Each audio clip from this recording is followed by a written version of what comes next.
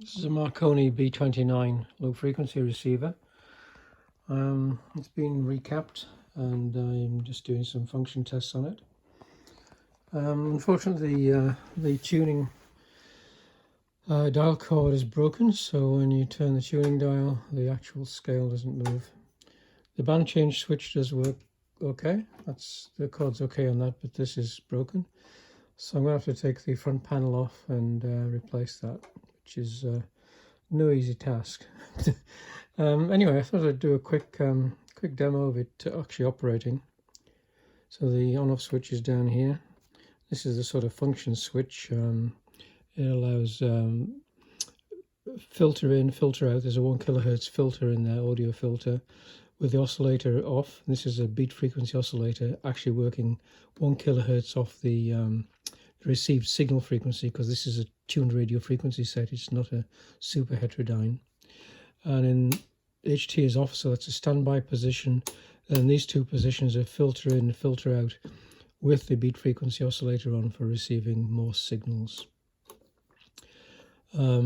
This control is the radar interference suppression. Just sets the level of that when it's fed into there, when there's a radar on the ship. This is the band switch. There's 4 bands, covers 15 kHz through to 560 kHz. There's an antenna tuning control, and there's a heterodyne vernier, which is to reduce heterodynes 1 kHz away from the wanted signal. The audio gain control is actually a preset pot behind the panel, so that's set and then it's left, and the main gain is the RF gain control down here.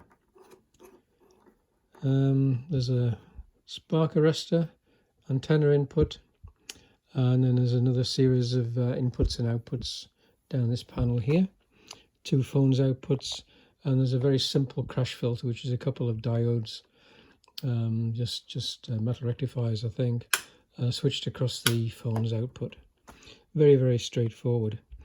But this thing weighs an absolute ton. In fact, I was a bit unsure whether the table would take it, but it is. Anyway, I'll switch it on and see how it's functioning. It hasn't really got a proper loudspeaker output. It's really got high impedance or medium impedance phones outputs. Really designed for a pair of headphones like this. But I've got a couple to an 8-ohm speaker up there, and actually there is output there. Not very loud, because it's not loudspeaker output.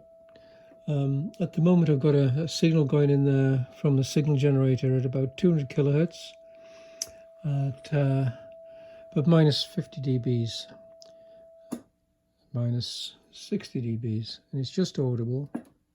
Minus 70, I can hear it, you probably can't on the video. So that's minus 40, minus 30, minus 20.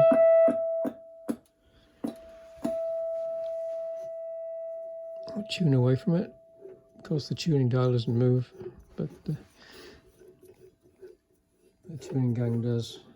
So if I set it about halfway, it's picking up another signal there. It's an image probably, some description.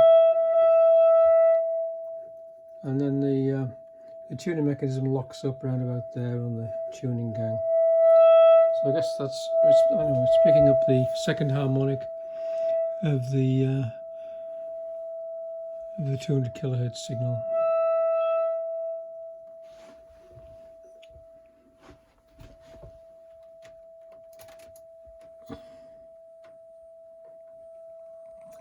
Frequency being fed into it.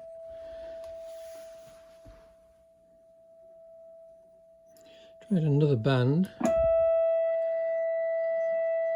Pick up something there as well.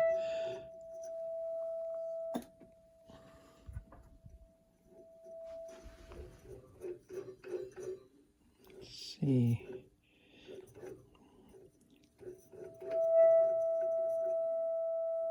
Not sure what's going on there.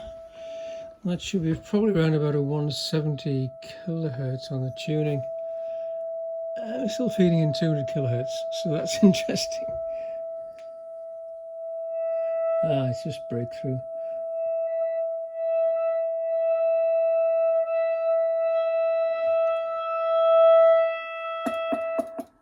So the actual input frequency there is 174-ish kilohertz, and as you remember where the tuning gang is, I would say we are probably about 174.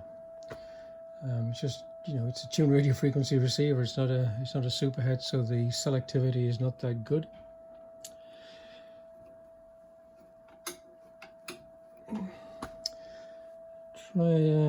Can't go any lower than that with this signal generator. I've just a couple of different signal generator up to go into the audio frequencies here with 15 kilohertz, but it is functioning on those bands. So there we go, just a brief function test just to demonstrate that the set is now operating. And my next job in the morning will be to remove the front panel and try restringing the dial. Of course, there's no dial restringing diagram in the technical information I have got, so I'll have to sort of wing it and see how I get on.